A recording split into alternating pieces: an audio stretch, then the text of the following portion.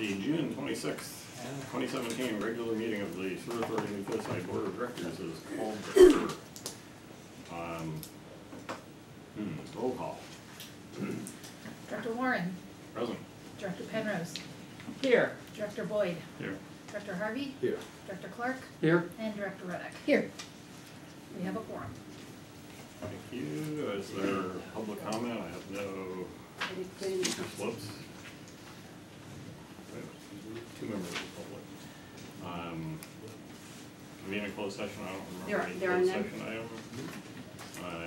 Can you put none on here? I'm sorry, I forgot on that.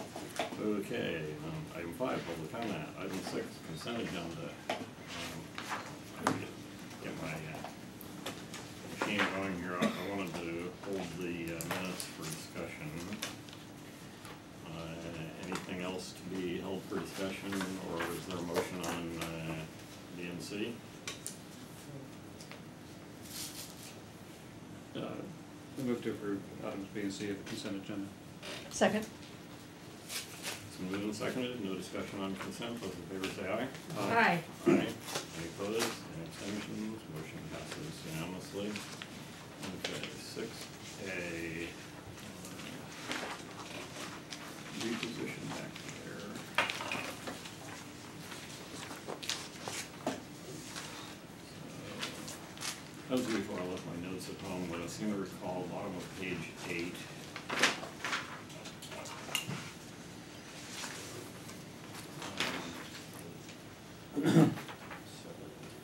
So where it says Director Reddick moved and Director Warren seconded the motion. Since there is a lot of detail in the minutes, these aren't strictly action minutes. I'd like inserted in front of that that after clarification that we're just approving sending the budget to the member agencies for approval. Director Reddick moved, etc. Except the previous motions were about approving the budget. I didn't make the previous motions. And the recommended staff recommended action. Well, the previous motions were technically incorrect then if they were motions to approve the budget. But since the minutes are just a reflection of what happened at the meeting, it's not like we can go correct that. So does everybody agree? It was I believe the word was used, approval to, something about approval for the manager to distribute this to the member agencies for their approval. It was just approving, giving that direction. Not initially. Initially it was approve the budget. Yeah. Sure. So, but on the final one, that was clear. Yes. Yeah. Yeah, so if we could insert that sentence or fraction of a sentence there. So does anyone have any objections to making that change? No, I move that we accept it as amended. Second.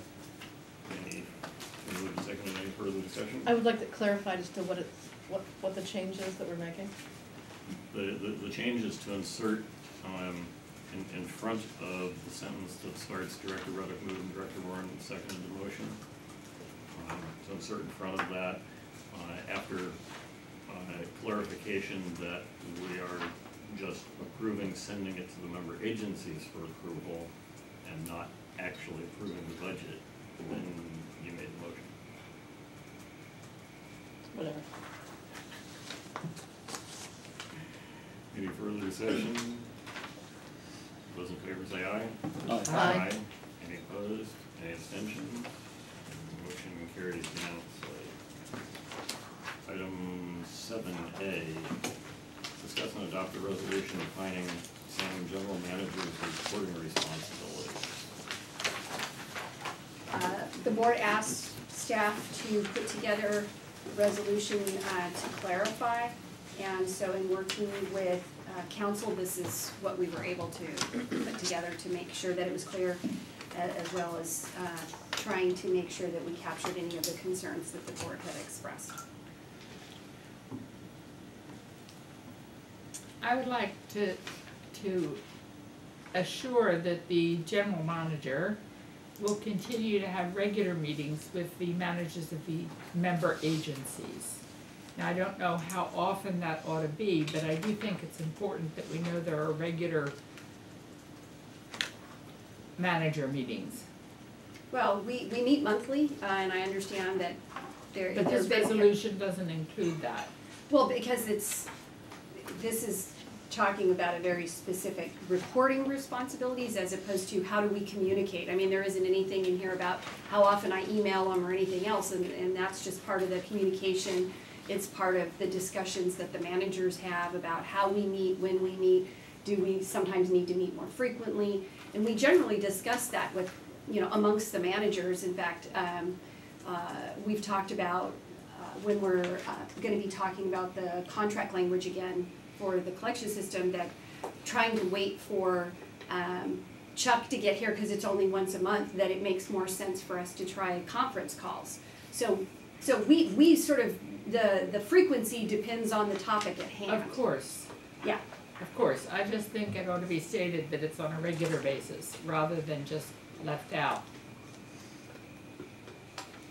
I don't remember the exact wording, because I don't have my computer with me, but it seemed unclear to me how that was gonna happen. Yeah. Reddick has something to say.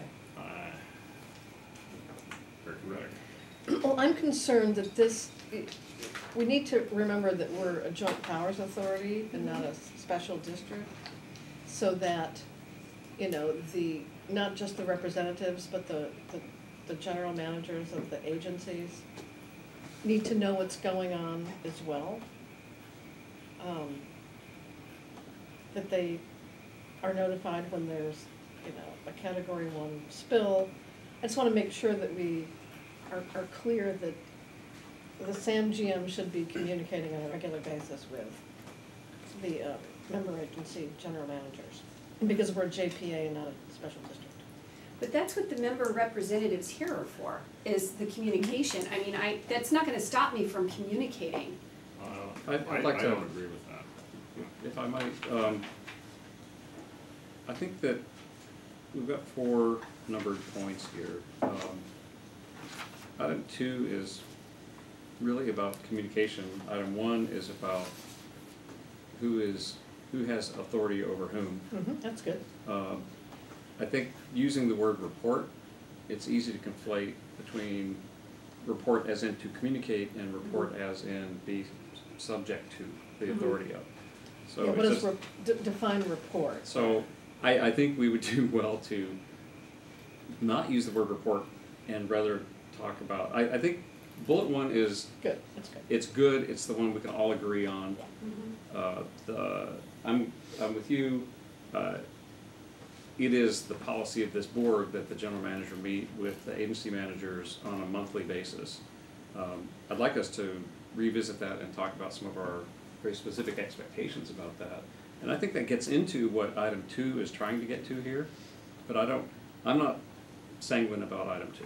I think there's a lot going on in there that we would do well to take some time to tease out and lay out. I know agree. that, speaking on Montera's behalf, that I want to see, well, I know that reading over 2 gave me concerns about what that meant for how you interact with Clemens, and I don't want to be unsure about that. And thinking about that, I want to make sure that we're in a situation where our expectation as a board is very clear to you that we, and this is where, let's see if we can find some consensus, but where we, SAM, especially in our manager-to-manager relationships, are treating the agency managers as stakeholders in all things SAM that are not the collection agreements. The collection agreements need to be rightly called out as contractual arrangements between 2 parties.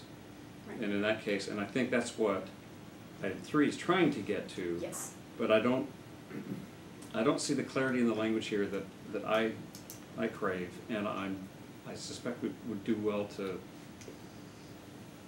try another run at that if we need it. But the real thing that I want to see, as I've thought about this more and more, is I want to see the stakeholder relationship, because that's going to drive the collaborative meeting of all the managers. It's going to drive the technical meeting. It's going to drive what I hope to see in terms of one-on-one meetings between our general manager and the agency managers. I'd like to see that be a lot more frequent and driven as part of a stakeholder outreach. That's something I think that we would do well to set in place. But that was just chewing on that. That's kind of where I landed. I can agree with that. Well, I think that the bare minimum change is that paragraph 2 has to completely vanish in its entirety and not come back as anything. But even though I may have agreed to go forward with this before, now that I see this written down, I think we should just junk it. I mean, the general manager, if there's issues with the agency managers trying to give direction, the general manager should just say, I report to the SAM board. And I don't think that we need a written policy for that. That's kind of obvious. And if the member agency managers don't understand that, then we need to, the individual agencies need to deal with that on their own. In fact, item 2 as it's written actually precludes the monthly member agency management meetings. That's how bad this thing is. So I really, in hindsight, seeing this in print, I just don't think we need this at all. I think we should just drop this. I think I would agree with that too. I also, I got to number 2, and this board, this agency, all of the members have been taking heat for being dysfunctional, lack of communication, we're not working together. Number 2, as written, will make it worse, not better. This will preclude direct communication. I can't imagine our GM calling me up and saying, here are the points I want to make to the SAM general manager. Please call her or email her and tell her what I think. And then it works in the reverse as well, and it just inserts another person. We've all had this experience of trying to represent someone else's thoughts and proposals. I think this is a really bad idea, frankly, the way it's written, and if it went away completely, that'd be fine. I'd like to suggest, if I could, one thing, just kind of a tactical suggestion. If an agency manager insists that Beverly do something, I mean, we all know she reports to this board. That's who she answers to, and even as stakeholders, I mean, if we have a good stakeholder relationship going on, then we're going to understand the interests of that party. Say it's Clemens. Say Clemens says, Beverly, you really need to do this thing. Well, we, this board, don't want Clemens setting our policy. He may be right. He may have a really great idea. I don't see any problem with Beverly saying, you know what, I'll take that to my board. And I'll tell them, Clemens had this idea.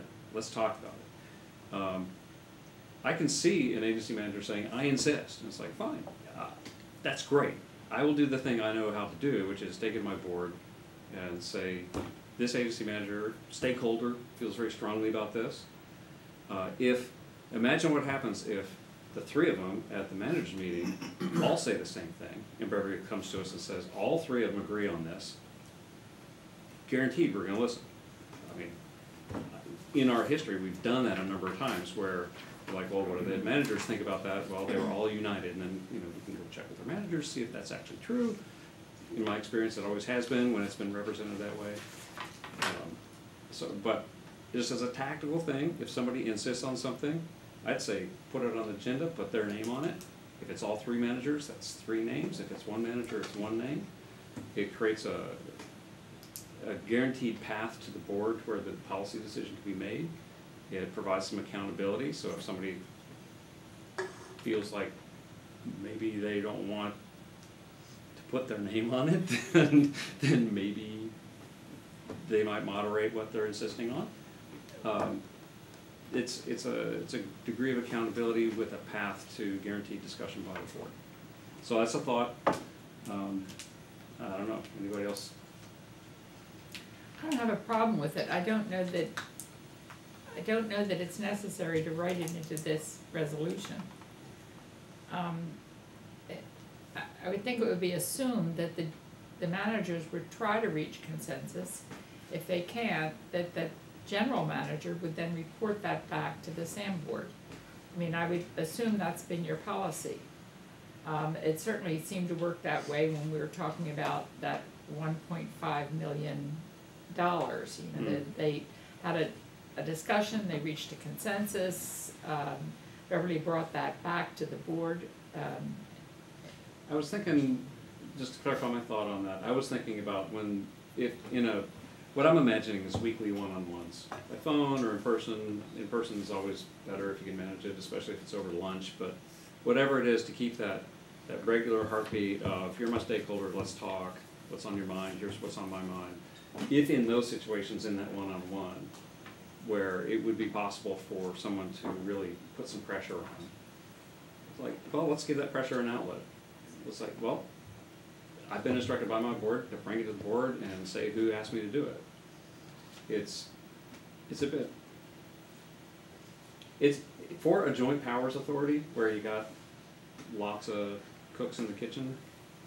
It's just a way of figuring out who's wearing the chef's hat. So what you're saying is, if any of the member agencies as stakeholders have an issue that they disagree with the general manager on, or some other agency manager, that then it's Beverly's responsibility to bring that back to the board. We've seen times. Is that what you're saying, though? Let me clarify. We've seen instances where a manager insists that our general manager do a thing. And we don't need to go into history on it, but those have occurred, and it's tough on the general manager here trying to keep the peace. You know, what do I do with that? I'm not trying to make anybody angry, but if I don't do this, that person might be angry. Well, I'm suggesting give that an outlet where it's like, well, Beverly, you know, like Leonard's saying, you know, Beverly, you should always say, well, I don't work for you. Well, you know, that's, I'm putting the harshest terms on it, right? But it's a good, what we want, we don't want anybody trying to boss around our general manager. That's our job. Right. Right. And we do that plenty. I'm just suggesting, let's give her a path where we say, you know, this is what I've been directed to do. I'm sure my board will be happy to discuss that. I'm fine with it. I don't quite see the necessity for it. Let me mention that at Granada, if Chuck has issues that he wants brought up, he will contact Granada's reps on this board and say, I think you ought to do this, and if we agree with them, then we bring it up at the board meeting here. Yeah, we do that too. And you know, that I think is the proper procedure. But what we're talking about is why we are even looking at item number 1. Right. Like I said, once I saw it in print, even though I may have said, yeah, okay, let's go forward with this now, I think we're just trying to add a degree of formality on something where we've seen it not go well. And that's been in the situations where an agency manager tries to tell our general manager, do this thing. And like you said, the agency manager can come to any of us, you know, to their delegates and say, hey, here's a thing that I want you to advocate for.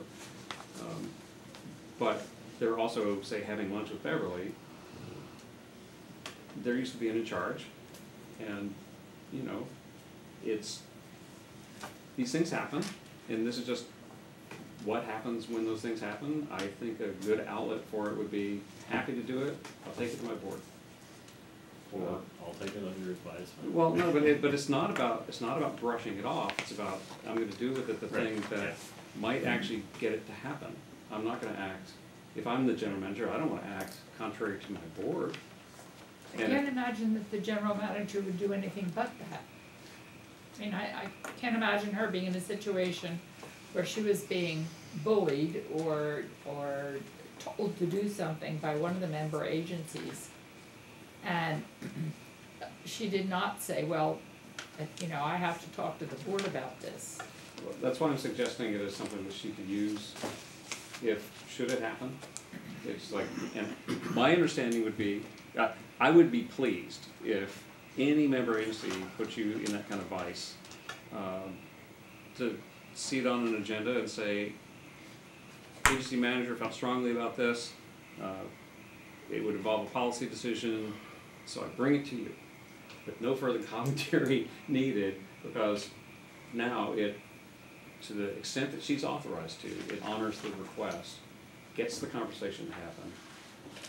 And then, you know, ideally, that same general manager has lobbied their two representatives here, and there's two advocates here on the board who are like making the rest of the case for it, and it all just goes in the way it should if all goes well, right? We can agree or disagree, but we put it through the process that we've agreed upon. This seems pretty clear to me. I don't know how much more discussion we really need on Yeah, this so subject. can we, I don't know what the proper procedural thing is, table it forever? Or should we have a motion and vote it down like the Coastal Commission does? Well, if you don't have nobody makes the motion, then obviously nothing's gonna happen, you move on to the next agenda item. I mean, I suppose that's one way a Right. motion can fail. One thing I would I like think for, that- one thing I would like for the minutes is that item 1 is duplicative of what is clearly spelled out in the JPA. And so we don't need to write that down again, it's already written down in a 40-year-old document. Yeah, so the minutes could just reflect that the board reaffirmed that the agency manager reports to the agency board. As set forth in item 1 in the resolution, right? Or as set forth in the JPA. Because that's the document of record. So the board asked for this, resolution, so you're saying that you don't, it's obvious and we don't need to have it, is that what you're saying? Yeah. This is obvious? Yeah.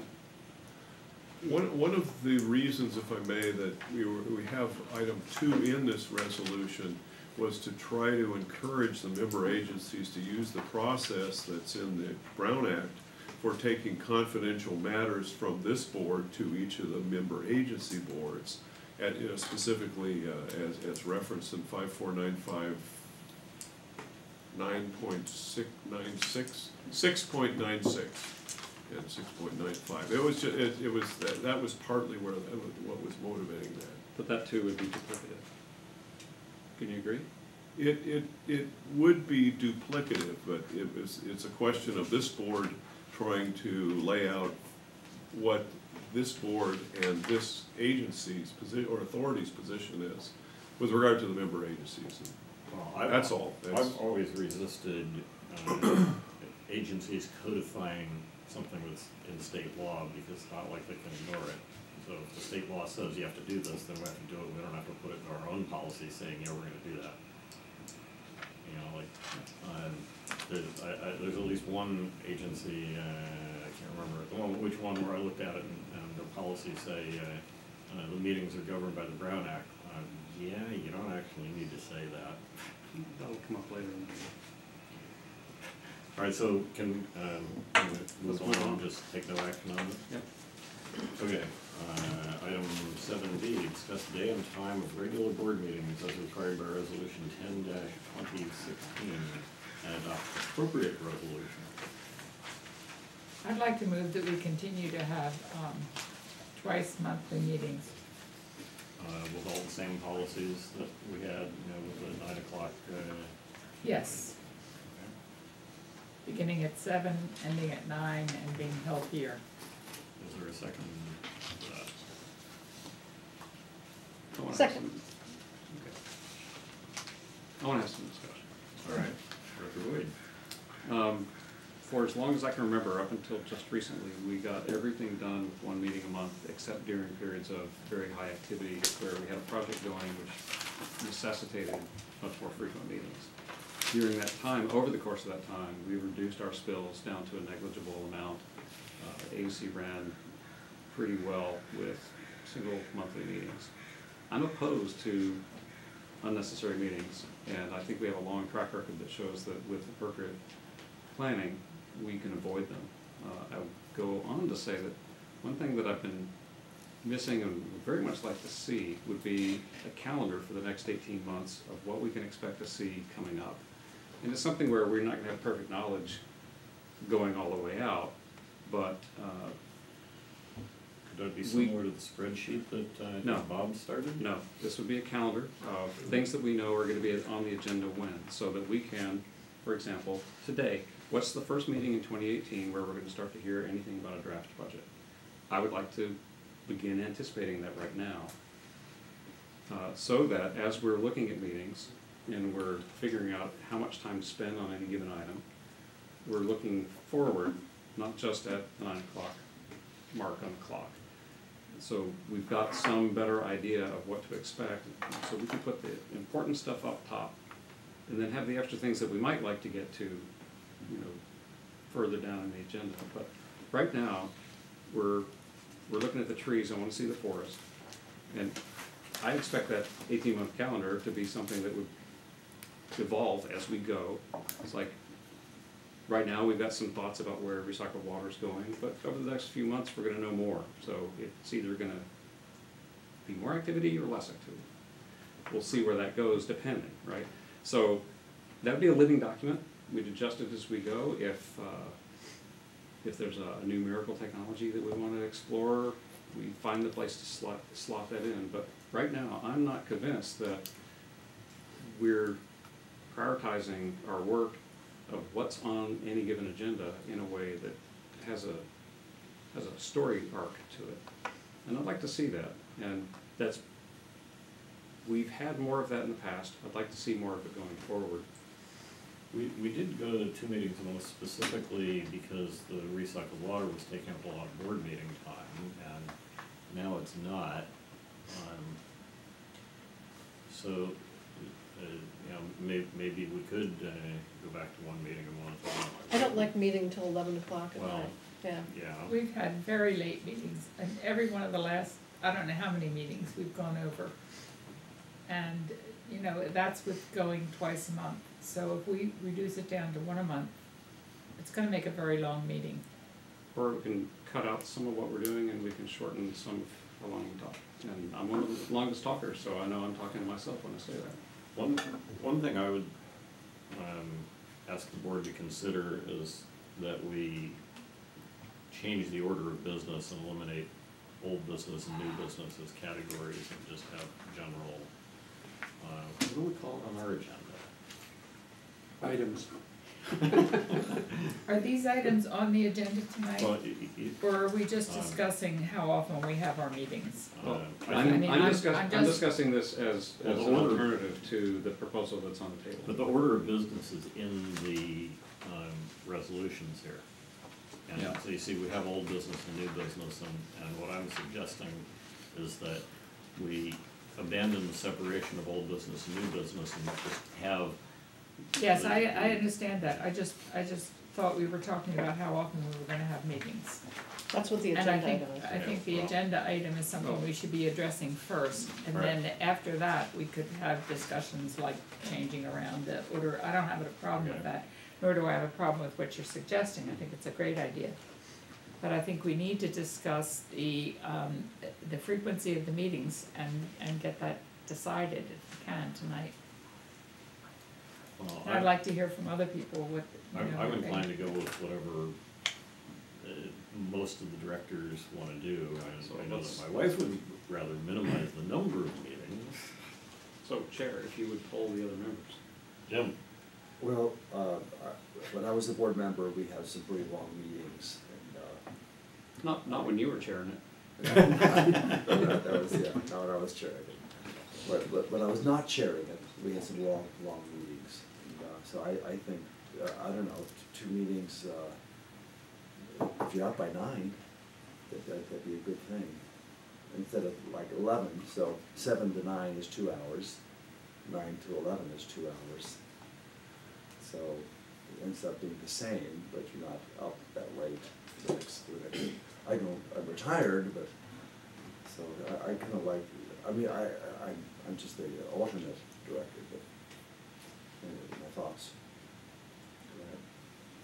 Well, as an alternate, I feel I only have a little bit of weight to weigh in with here, because I don't come to all the meetings, and I don't sit here until 11 o'clock unless I have to come to a meeting. And I've been an alternate for a long time, and I think I've averaged probably 3 meetings a year, even with 2 a month. So my question is, how far behind is the board? Do have 2 meetings a month really move things along a lot faster, or a lot better, or more things considered and resolved, or not? I don't advocate for either one or 2 meetings a month because of my position. Yeah, my gut feel is that we're largely caught up, assuming we hit the end of the agenda tonight, which we will. I'm sort of leaning toward what I suggested that Montera do back when they acquired the water system. They were scheduling lots of special meetings, and I said, why don't you just go to 2 regular meetings and cancel one? But we could, since potentially we don't have that much business here, maybe what we should do is keep the 9 o'clock stop time, try and go to 1 meeting a month, and if we have too much left on the agenda, then schedule a special meeting on the same schedule as we have. No, because I know that, items on consent agendas get pulled. It's not gonna work. I'd rather have 2 meetings a month. If it looks like we don't have any meat, then we cancel that meeting. I think that's what he was getting at. Isn't that what you're getting at? No, he's saying have only 1 meeting a month, and if you need another one, add one. Oh, no, you were saying. I was saying, we don't have to do it exactly the way Montera did it, but either way, if we want to. Isn't that functionally the same as what she's saying? Functionally, yeah. That's Okay. why we did this. We agreed when we did this that if we didn't have any meat, we could cancel that meeting. So, so the thing that we haven't been doing is finding an excuse to not have that second meeting.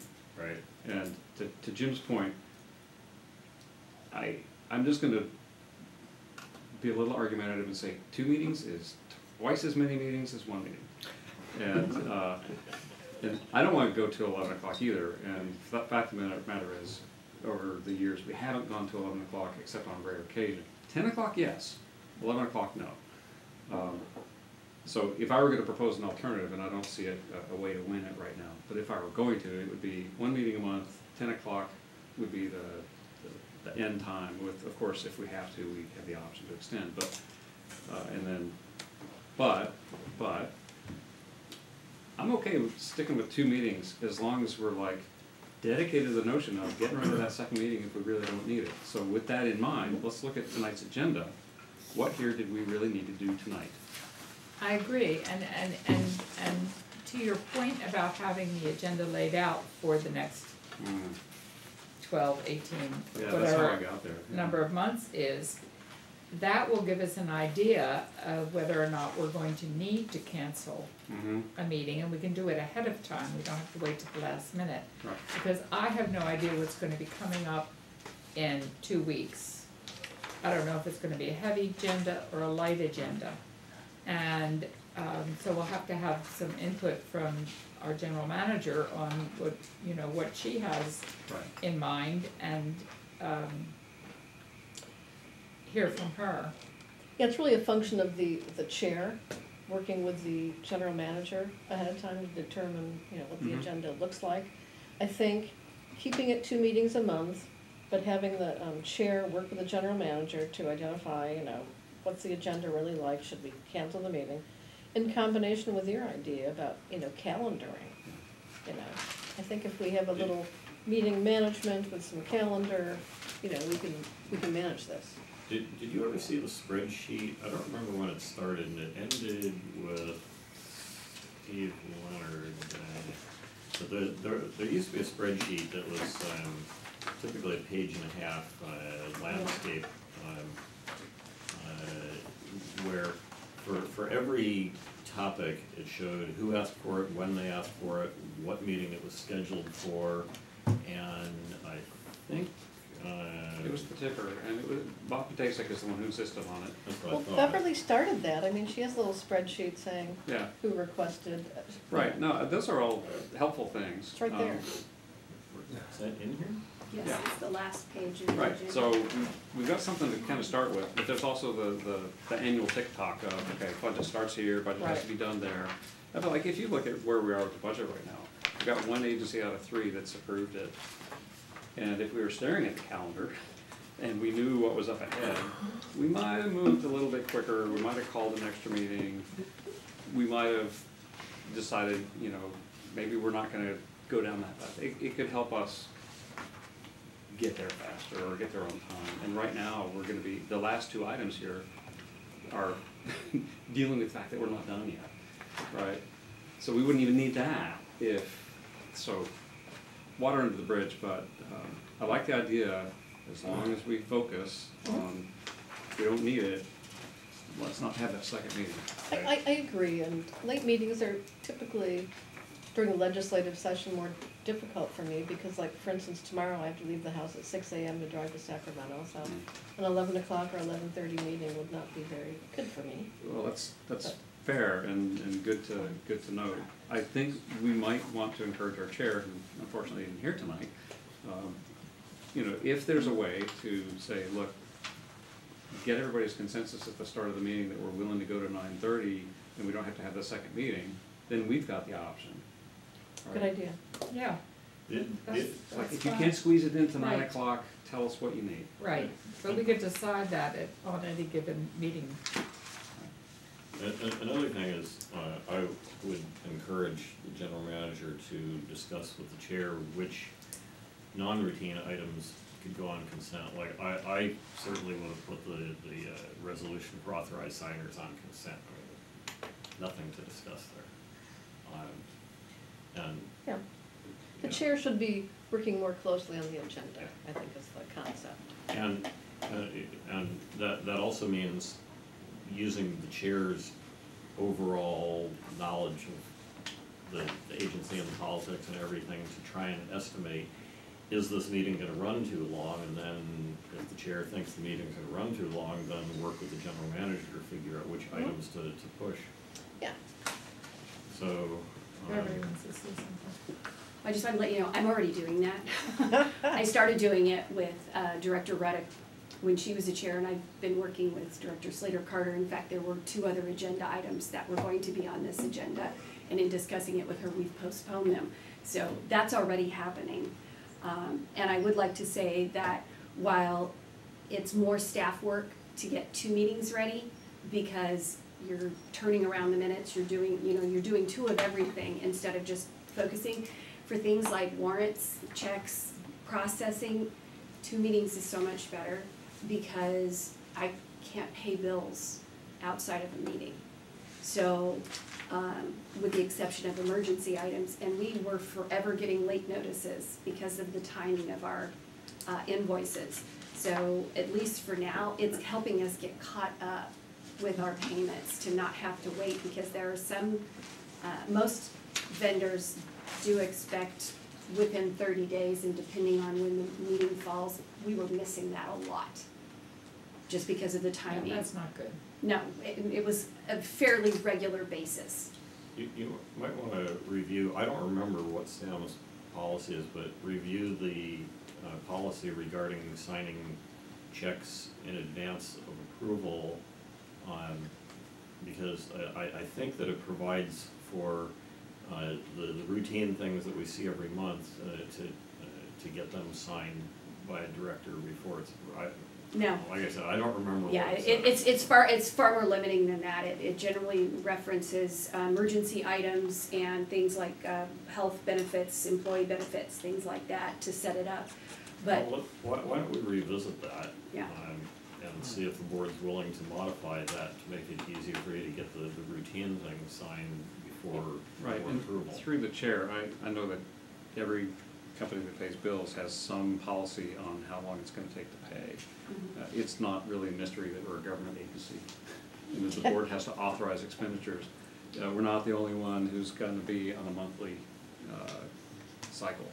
So if vendors are expecting us to pay net 30, we may need to adjust some expectations, even with 2 meetings a month. That's gonna be hard to hit sometimes, and 30 days net is pretty good turnaround time. 60 and 90 is something I've seen a lot more of in my experience in the corporate world. I've seen 120. I didn't much care for that one, but 60 and 90 is kind of normal. So I don't want to be having that drive our meeting schedule. I don't want to put you in a jam, and I want, to Leonard's point, let's try to find a way to make that more fluid. So can we, is there enough agreement to adopt the policy continuing 2 meetings a month with the direction to the general manager to work with the chair and look for opportunities to cancel one of the meetings? Do you want me to amend my motion? Not look for opportunities to cancel, but to manage the timing of meetings, basically. I mean, I would phrase it a little more broadly. All right, why don't you make it? No, I'll make it. Okay. Somebody make Okay, it. I'll amend my motion. I'd like to move that we have 2 meetings a month and direct the chair to work with the general manager to facilitate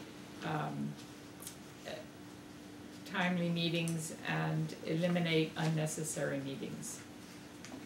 I'm gonna note that we're looking to approve a resolution, which is Council- drafted. That was Yeah, just that exactly what I was resolution gonna is say. there. Looking at the Brown Act, Yeah. ordinance, resolution, bylaws. I was curious that there was so much in these resolutions, when Yeah. so much of that was already, Can we eliminate everything in the resolutions that duplicates state law? um, Please. I don't wanna spend the time on it tonight, but Right. I do have that concern that there's just too much in here, and it actually, I think, conflates a couple of things where I'm concerned that it might make it hard for us to tease it apart at some point. So I'd like to go back and slice out the parts that are already written down somewhere else. I think it needs to be clearly on point about 2 meetings a month and trying to manage the agenda so we can do it in one if we can. That's what I wanna see this thing say. So can we adopt a resolution where we don't have accurate enough text to follow the discussion?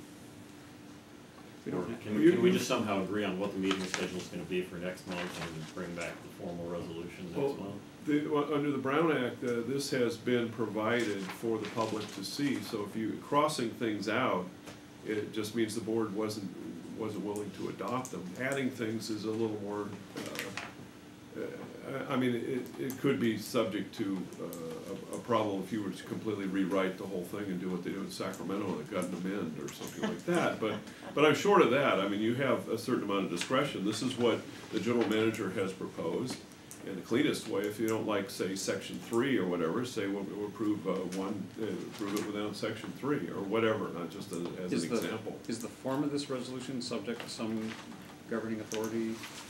It's just the previous resolution. So it's based on the previous resolution. There's just a lot in Based here. on the previous There's no, one. Right. there's no government body in the state of California that needs to say that the Brown Act guides. It's irrelevant. We don't need to sit here and litigate each point here. Right, so that's why I'm suggesting just eliminate everything that duplicates state law. Well, specifically, what this sections is- do you this want is- to eliminate?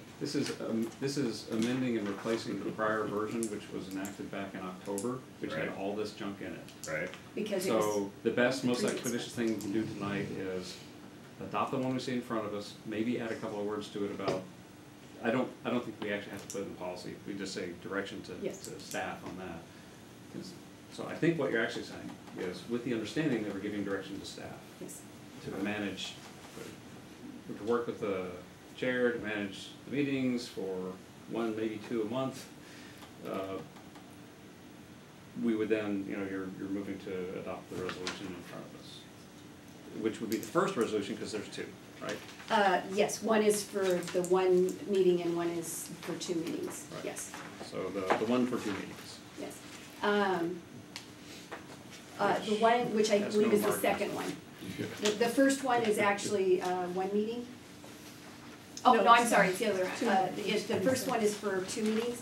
And then I could, to your point earlier about the old and new business, we could collapse that to just items for discussion and possible action. And then that just sort of takes all of the old new out of it if you wanted to just change that. But since that's listed here, do we have to tweak this as we adopt it? Because this one actually has the order of business. Right, and that's why I was saying, if you wanted to do that, Right. we could make that minor change, and then we'll just re-prepare this for your signature, Clean but up the you would change. adopt that. Let's come back to clean it up by striking out some things later. Okay, so just as Whatever, is? yeah, whatever your pleasure is. You can do It's, it. yeah, point out, it's almost 8 o'clock. Okay, so as is then. Okay, so the motion is to adopt the resolution next in order. The first choice here, maintaining the 2 meetings a month. And was there a second? Second. Yes, Oh, yeah. Yeah, I have a second. yeah. Okay, putting on my Tip O'Neill hat. The moved and seconded, any further discussion? Those in favor say aye. Aye. Any opposed, any abstentions, motion carries unanimously. It was like pulling teeth. Okay, we're over here. 7C, discuss the impacts of AB 1250 and provide direction. Can I start out saying we should send them the strongest possible letter saying junk that thing in its entirety? Could I ask, since we're not a city or a county, is this germane to this board? It's only germane, I mean, it's germane to the extent the legislature likes to pile on. Once they've done it to one local agency, they like to do it to others. I think That's this- potentially the case. I I think mean, this is best treated as an information item, and it's Yeah, it rather is extensive. potential, it's not something that's actually happening. no, it's not happening yet. Well, what's gonna happen is the We don't know labor what it has. people behind this are gonna say, ooh, we overlooked special districts and get that tacked on. Director Roddick, have you heard anything about the likelihood of passage of this? I think it's gonna die. I do too. It seems too one-sided. This has come back in one form or another for, I don't know, the last several years, as far as I'm aware. They're always trying to tweak the contract code to, make sure that public employees are hired to do the work. I've seen it almost every year for, you know. I'd like to suggest we go to the next agenda item. And you know, legislators get a lot of money from consultants, outside consultants, another reason it's gonna die, so. So I don't have any support for sending a letter. All right, Not necessary. moving on. 7D, discuss and consider adopting the proposed media relations policy. The board asked staff to look at tweaking specific language in the previous version of this. Staff has done that with work with council and has brought it back for consideration. Specifically, it was some language under the second bullet point about the press is to be treated with respect. And then also about if some staff were to speak, what they should do. And we've made those tweaks. And that has to do with the personal points of view. Second bullet. Second bullet point, the press is to Yeah. be treated with respect. It originally said something like, press is to be treated like customers or something Right. like that. Yeah. So we changed it to just Yeah, it's be better. treated with respect. And then on the second page under 4, personal points of view, the second paragraph, it was requested that we have some clarification regarding the, what STAM employees should do about sort of saying, I'm speaking for myself, not Sam. I think that item Roman 4 needs another couple words in the last paragraph, because there's all the new media, and as written, it doesn't cover new media at all. You know, there could be a podcast interview or something. So I think a couple words somehow need to be added to the beginning of that paragraph, saying, something about other public forums or something. I thought just communications to the media. Well, I don't know what the right wording would be, but I'm saying something It's needs like to if you be call it intent the to- KQED forum, or if you, what if you're like going on Facebook and talking about stuff? Right. I mean, you gotta qualify everything you say about your Well, job. if you say you're a SAM employee, Well, if that's in your profile on Facebook or Twitter or, any of these things, it gets really Yeah. dicey. I think Yeah. the intent is carried through pretty clearly here, which is, look, if you're not speaking for Sam, but it comes up and it could be confusing, make clear you're not speaking for Sam. But for Debbie's point, the last paragraph, communication will cover it. All you need to change, communications, in the form of communication. so what's the exact wording change you're The suggesting? top, the one that you brought up, the top of the last paragraph, and Right, but- before, you were talking about other forms of, like Facebook, and Debbie said, just put in communication. Or put,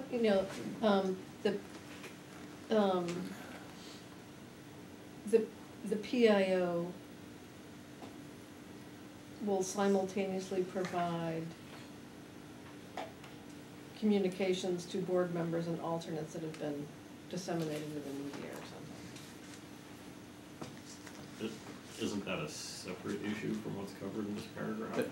I think if we add to that. Oh, yeah, If you second add on to the the, second page, I think the, that's what Okay, it is. okay, I'm looking at the Yeah, last one on yeah, the front. yeah. if you add to the comma separated list, so we say addresses a public meeting, participates in a radio talk show, is interviewed for radio, television, or otherwise participates in a public forum, comma, and then all the rest of it. Or otherwise participates in a public forum. I think that's fine. Yeah, sounds good. to That me. covers it. And that way it doesn't say anything about, limiting what they can say. Right. It Great. just says, let's just avoid the confusion, so nobody thinks you're speaking for the agency. And that's consistent Just- with, To be fair, we probably ought to say that we're not speaking for the employees. No, when we speak for the agency, we speak for the agency. It is kind of interesting, but probably for a deeper thought. Council had a comment? yeah, I shouldn't have said it, but it's, in the very next to last line, it refers to forum as sort of the generic description of what's above, but it's useful to put forum in above just to cover those other Where things, is I that? think. The very last sentence of that same paragraph. because She, we he need must to say be, that you stated in that forum, which picks up all the right, we need previous to be more references. inclusive. So it doesn't hurt to add forum to that. I have a question about this, and it has to do with our formation of a community outreach committee. And I think we need to figure out, as a board, what the community outreach committee's job is and what role it plays. If we are talking about a community outreach, it certainly seems to me that communicating with the community is part of it. I'm of the opinion that a board member or board members should be apprised of anything that goes out to the public prior to it actually going out. And how we do that and what vehicle we use, we don't necessarily have to use a community outreach committee, although that seems to me to be the most efficient way to do it. You certainly don't wanna have to contact each board member and ask them, what do you think of this press release? But Are you thinking of only official communications from the agency? Because the other communications that are covered by this policy, that would not be practical. I'm thinking of an instance, for instance, when we have a spill. That kind of an instance. If we have a spill and it's decided by the general manager that a press release ought to go out, I think the board ought to be apprised of what that says. Yeah, I mentioned that when we discussed that previously, that the directors have to have that before it hits the media so that we're prepared. And the last bullet on the first page is what's supposed to pick that up, and that's what Director Ruddick was talking about. So, So we've circled back to that. last bullet, on which page is? Page 63 on the PDF, The very last bullet on very that last page. bullet, written communications to the media shall be Right. simultaneously provided to SAM board members and Okay, alternates. so does that? It's simultaneously, in other words, you issue the press release at the same time that you issue it to the board members. What I'm saying is I think the board members should have a chance to preview it. But the difficulty will be that there's 6 of you. And that's why what we she- that's what have, she's saying. that's my Yeah. point. Okay. I don't know how to do it, Mhm. but I do know that we have decided we're going to have a community outreach committee. Now, I don't know that that's the correct name for the committee, but it ought to be, maybe it's the chairperson who should see it, I don't know. But I do think a board member who represents the board ought to be reviewing it prior to its actually being released. In the past, it's been the chair. But, Yeah, and I don't have any problem with that, Where I'm there's willing been- to give up the title of Community Outreach Committee. It's, so far it's proved to be a pretty useless committee. No, But we're, it- we're coming a long way in terms of policy, and I think it's been very useful for that. even with approval though, I still think that the directors need to get it in advance. I don't remember even whether this was SAM or GCSD, but there was some communication that went to the media, it was probably SAM, and the directors had all been emailed, but I was out. I get home, and before I have a chance to read my email, I get a phone call from the media, Right. and I didn't know what they were talking about, and that was not good. Not good. Right, and you also need to be able to respond to constituents. Yeah. They read the press right, release that's been a more and you don't common issue. even know that Yeah. it's gone out, or you've been notified that it's Right. gone out, but you weren't in the office that day or looking at your computer at that time, whatever. It's gonna happen sometimes. I think simultaneously is, that's the worst case I wanna see. It's like, worst case, I find out no later than everybody else did, and then I got some shot at knowing. I mean, our staff can't possibly be responsible for knowing how busy our day is and whether or not we're in front of email or even within radio range. I would like to suggest that we urge that the board find out as far in advance as possible. But if you're dealing in an urgent situation, Right. then simultaneous is fine. But if it's something where, I've been preparing, I got asked some questions, I've been preparing, and here's where I am as of today and tomorrow I'm planning to send it out, that'd be handy. Can the wording I be- disagree. When you Yeah. talk about something being urgent, that's specifically when the board ought to know what's going on. Well, we do get notified by email if there's spills or something. Yeah, I've sent out emails for every spill. Prior to the press release is all I'm saying. It doesn't matter to me whether it's, 2 days prior, 1 hour prior, as long as it's prior to it actually being released, so that I have a chance to look at that press release and say, okay, when I get that first phone call, I'll know how to respond. Well, we've only done one press release since I've been here, Yes. and it was handed out, it was talked about with the chair and the outreach committee chair, Yes. person, and it came to the board because we had no policy.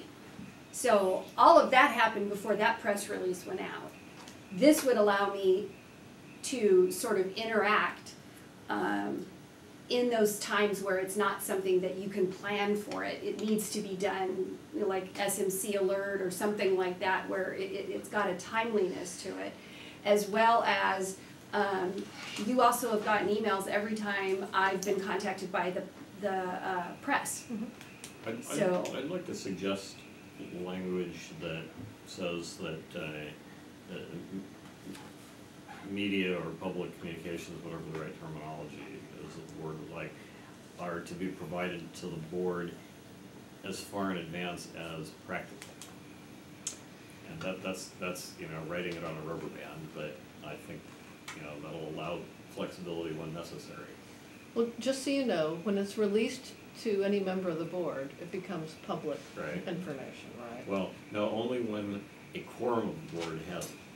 You can send it out to less than a quorum, and it's not public record. Our attorney told me that once one council member has it, it's He public better go information. back and read the Brown Act again. Yeah, the Brown Act, I would, Let's ask our attorney. The Brown Act and the Public Records Act are different. Yes. Yeah. And I would say the Brown Act, that probably is correct under the Brown Act, it would have to go, it would, but the Public Records Act is gonna be subject to that anyway. But You're draft doing the- documents between staff and a committee are not public record in the typical sense. If they're draft in the sense of 6254A. Administrative that's drafts. True, yeah, Yeah. yeah, no, that's true. So there's a mechanism for some. Yeah, yeah, I mean, I'm just saying the Brown Act is one thing, the Public Records Act is another, and you got two boxes to check. Yeah. Well, and I just wanted to point out that the conversation between myself and Dr. Penrose is that it's not a standing committee, and we've had several discussions. It's not a standing committee, and that's why we haven't had a lot of meetings. It's an ad hoc committee, and the only charge it's been given at this point in time is to deal with the recycled water, and we're not at that point yet. If it were a standing committee, then it would be more of an ongoing, sort of relationship when these kinds of things happen, but it's not a standing committee, and that was why I was saying I didn't want to put in here that it would specifically go to that committee, because it's not a standing If it committee. were a standing committee, you'd have to notice it, right? Right, People- exactly, the committee on the exactly. Brown Act. And Meetings will be open. And you have to have regular meetings, Right, exactly. Well, standing committees can have closed sessions. but Like standing committees personnel are required to have subcommittee. regular Right. meetings. Yeah, but, so that was the only reason why, is because it's not a standing No, committee. I understand Yeah. that, and that was one of the reasons I brought it up, was Right. to Yeah. try to clarify. But in my tenure here, which granted hasn't been that long, but in my tenure here, without any policy or guidance on this, I have worked with the chair. And And so that's just been, but it would be nice to have something that, What if you said, she will provide it first to the chair and the community outreach? well, but that's not a standing committee, so. No, but, Uh, no, it doesn't have to be a standing committee. So if it's prepared jointly with the chair, then it's a draft until it's ready. Right? You've got to have the freedom to draft something up, try Yeah. some things out and go, ooh, that's not good, let's try that again. Right, You have to have that freedom to prepare a document. Well, the important item here is, get the ant off the table. The important item to me is that the directors, as much as possible, receive it before the media so we can be prepared. And whatever else the rest of the board wants to do to it, I'm probably okay with. Can we also add something like the PIO will notify the agency general managers of Public Records Act requests?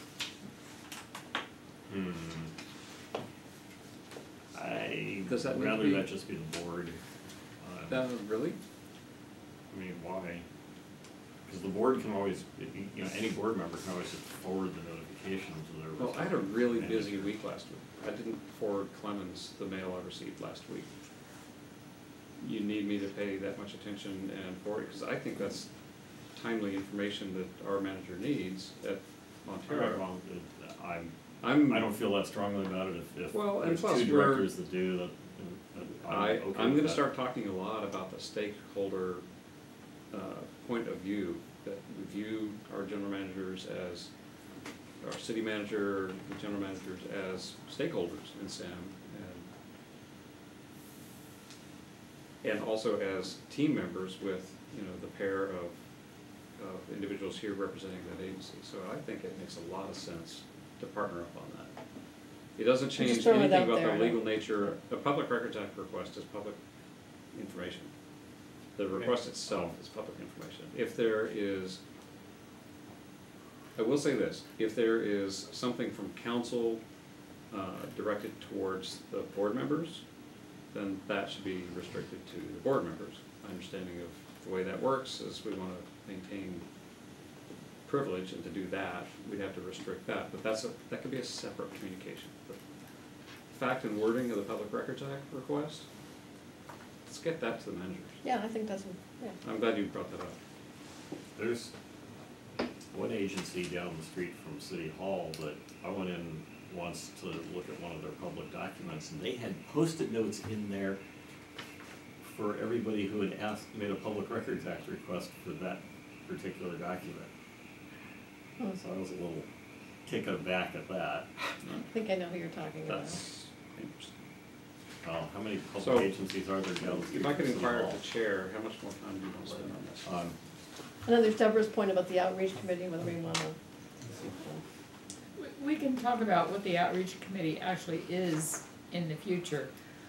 My point is, I would like to know, to whom the PIO reports prior to a press release. I think it needs to be the chair, because media that understand procedures know that they're supposed to contact the president or chair of the board, and not some random director. Some of I them beg know your that, some of them don't. But Random director? the, There's nothing random about being the head of the community outreach committee. but sort of by definition, the chair or the president is the spokesperson I'm for fine the with that. agency.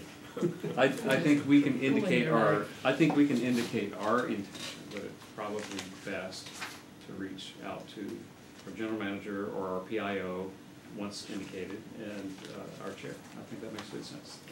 That's just So, fine. so given that, then the draft media communications should be bounced off of the chair, right? Yep. I think that's what we're, Alright, somebody wanna make a motion on this? I'd like to move that we, prior to any written communication going to the press, that the PIO inform the chair and discuss the press release prior to its release. Does that Well, make sense? what's on the agenda is media relations policy, so do you want to move to approve this with some changes? Yeah, that would be the way to go, I think. Yes,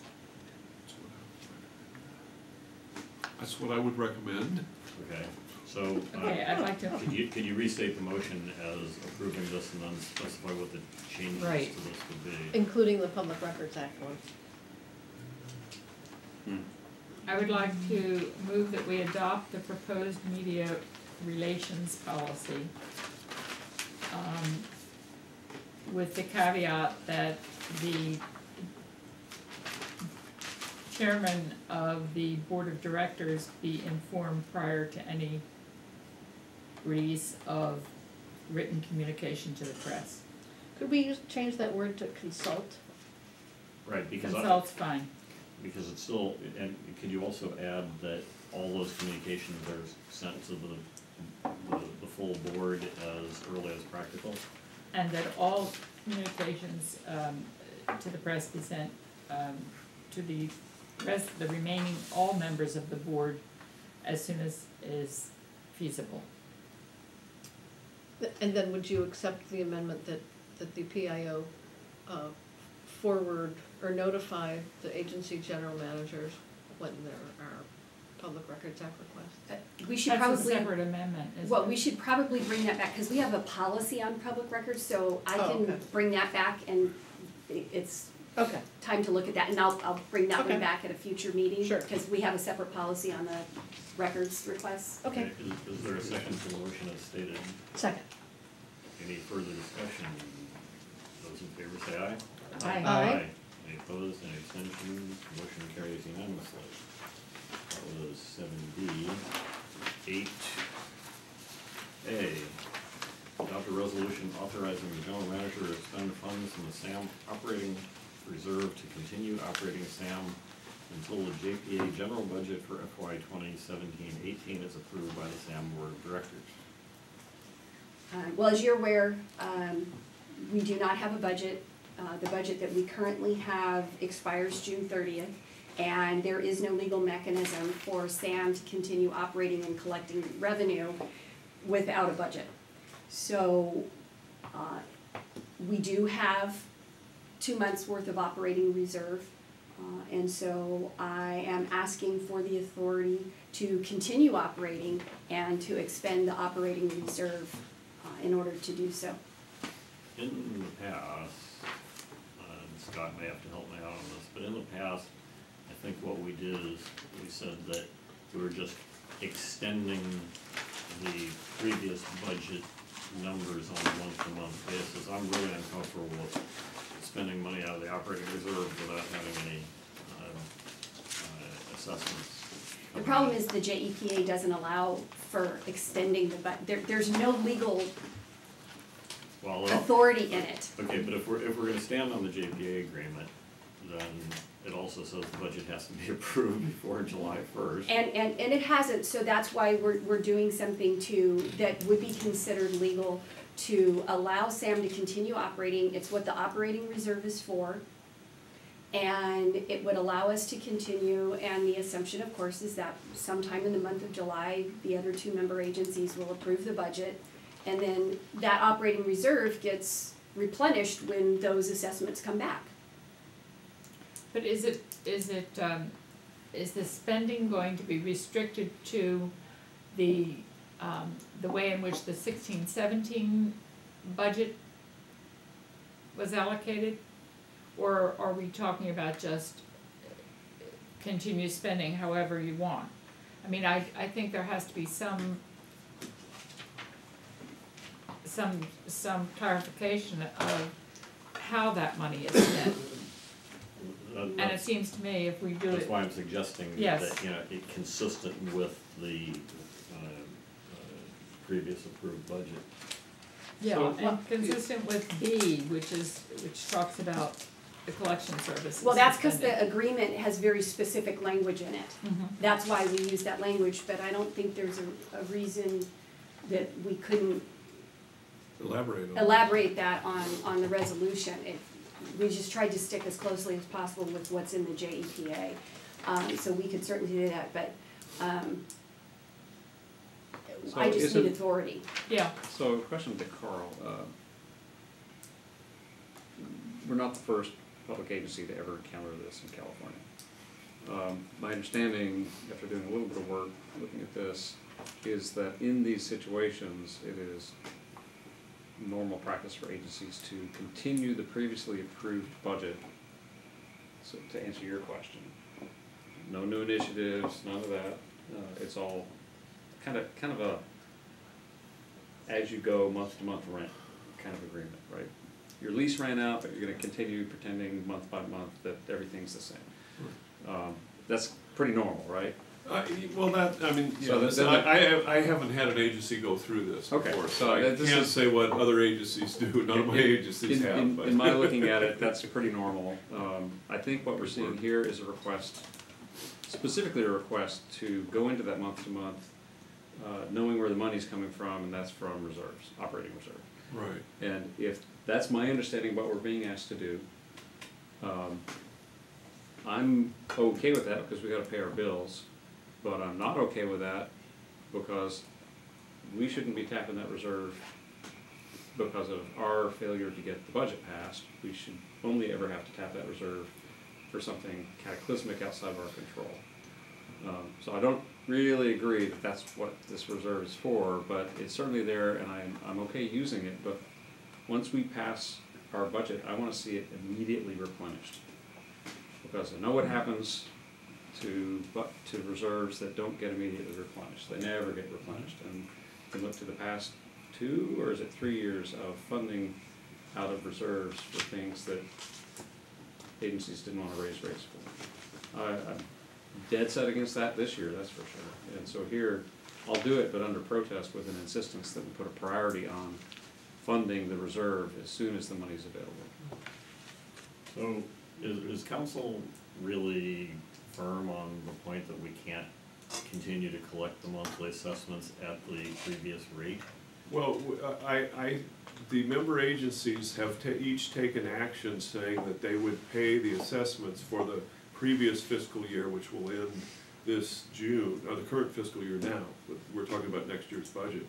So without each member agency saying we will pay an assessment at the rate we approved before, there's no obvious legal mechanism to collect it. And Sam pays the money, the member agencies don't reimburse, then what happens? It comes out of the reserve anyway.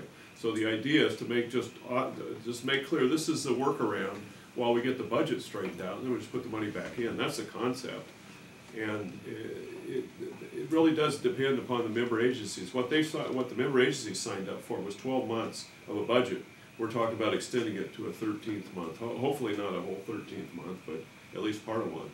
And that's beyond what each of the member agencies have authorized, as I understand it. I haven't looked at all the resolutions. Well, what's the pleasure of the board? That sounds fine. I mean, that's what we have to do. In the past, we just went ahead and collected as but that was not proper. This is the proper way. And I have been asked for justification in the past 12 months, what are you collecting this money based on? And so I've taken a copy of it and I've said, here's the resolution, you adopted the budget, here is the budget, here's the resolution, and it authorizes the payment based on X, Y, and Z. So I have already been asked to prove that I'm collecting the proper amount.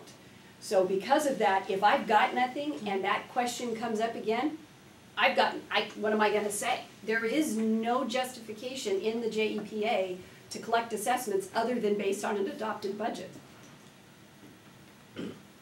Yes, I move that we authorize the general manager to expend funds from the SAM operating reserve to continue operating SAM until the JPA general budget for fiscal year 2017-18 is approved by the SAM Board of Directors. Is there a second? I'll second. Any further discussion? Anybody disagree with me about immediate repayment? Nope. No. So it's with the understanding of immediate repayment. Yeah, so the Availability of funds. so even though it's not part of the motion, the minutes should say with the understanding that as soon as the budget is approved, that the past payments will be collected.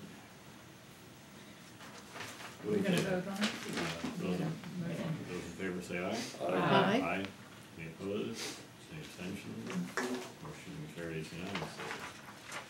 Item 8B, adopt a resolution authorizing the general manager to continue to provide contract collection services to all member agencies at the 2016-17 service levels and bill said agencies based on the adopted 2016-17 CCS budget fee schedule until the proposed revised CCS budget for FY 2017-18 is approved by the SAM Board of Directors.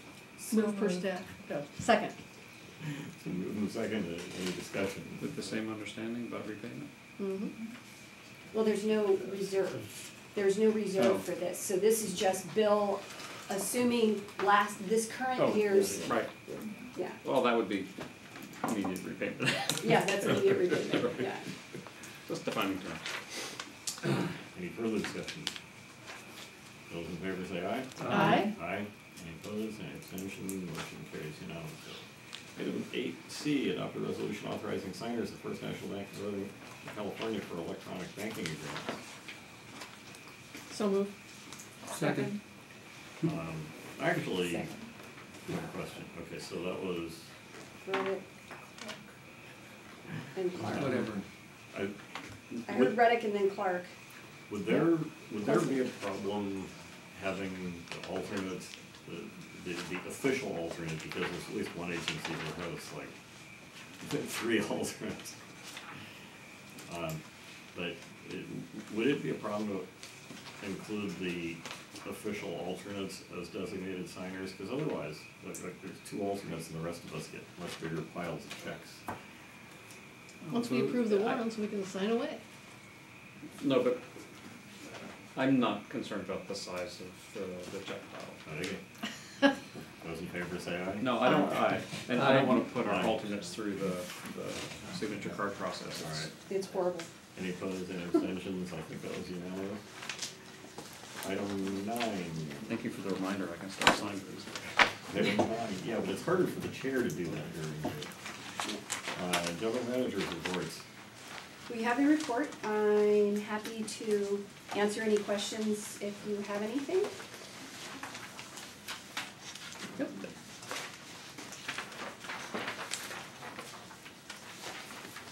I have one comment. I appreciate getting your weekly updates, I'm wondering how much work that is for you. Well, when you don't get one during the week, it's because there was a lot going on. And I try to catch it up the following week and put 2 weeks into one. So Pretty much, it's been almost every week though. yeah, I try to keep it consistent. It's work. How But much time does it take you? you know, it just depends on what happened that week. Sometimes it's not very much, and then other times it could take me 2 or 3 hours to sort of summarize the back and forth and what's happened. I'm just wondering if it needs to be every week. I don't know how the other directors feel, but it seems like a lot of work. I'd like to get it. Yeah. You'd like to get it? It's timely if I do it that way, and that's sort of the direction I received from the board is because it keeps it timely. That's fine then. It's also fresh on your mind and. Yeah, Yeah, I've always wondered why. I save them too. yeah. I do too. I've always wondered why Frame it's them. Monday morning and not Friday afternoon. Because the weekend. I was originally doing it as of Friday, but then things were happening on the weekends, and it seemed silly to wait for a week to tell you that it happened. So it just seemed more timely to tell you, especially with the way the weather was going, things were usually happening over the weekend. So, Okay, anything else on general manager's reports? Item 10, attorney's reports. I don't have a report tonight. No legislation? There's, the legislative session has sort of settled down, but I didn't bring it with me. It was fresh in my mind back on June 2nd. Not so much now, but. Yep, summer recess is coming. Yeah, summer recess and all the bills have to have made it out of the committee and that sort of thing. I have an initiative to report on, but I can do that during director's report. Item 11, director's reports. So, it's come up over the transom to my desk that there is a group led by Jerry Merrill, the former Deputy Natural Resources Secretary, who worked for CalFed. They're preparing a water bond for November 2018. It's tied very closely to the twin tunnels, you know, the peripheral canal. It's to provide funding to, how do we say this? Steal our water. Buy support for the peripheral, for the twin tunnels. The actual dollar figure hasn't been settled yet, but it's probably gonna be on the order of $5 or $6 billion. And it's to do some storage and conveyance, that's the twin tunnels. But it also has a section providing substantial funding for recycled water, which is interesting. To the tune of, I think it was $400 or $500 million, which is good. There's also some in. Doesn't sound like much, though. Well, I mean, it's if this some. little agency would need, 5% of that, it doesn't sound like a lot of money, though. There's also a parks bond that would, Senate President DeLeon has a parks and water bond that would also provide some funding for recycled water. But, This is all part of the same bill. no, the Jerry Merrill is going to be a citizens initiative. Oh, And has to go on in November 2018, because there was a law passed that said initiatives can't go on, citizen initiatives can't be on the June ballot, they have to be on a November general election but these are ballot. all part of the same initiative. Well, the parks bonds are separate. Okay. They may be merged at some point, to the tune of 9 or 10 billion instead of 5 or 6 billion.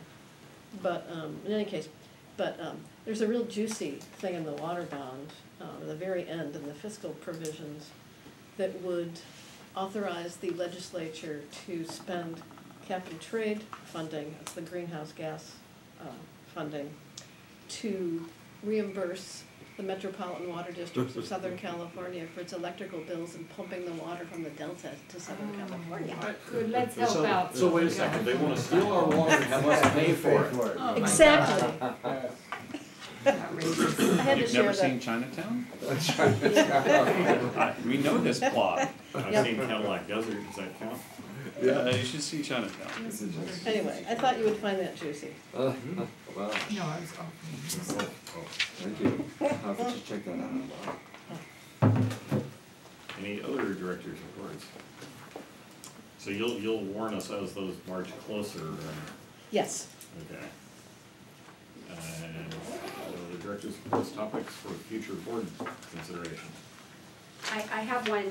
I've been trying to go through some of the older items that I found, like when Foley was here and Leonard was here, and I don't think there was too much when Rob was here,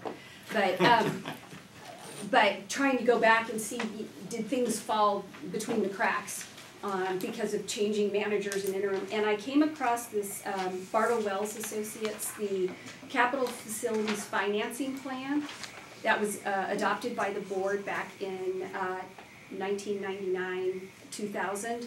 And there was direction given to actually get a consultant to go forth with this, and I see where Dave Dixon was doing that.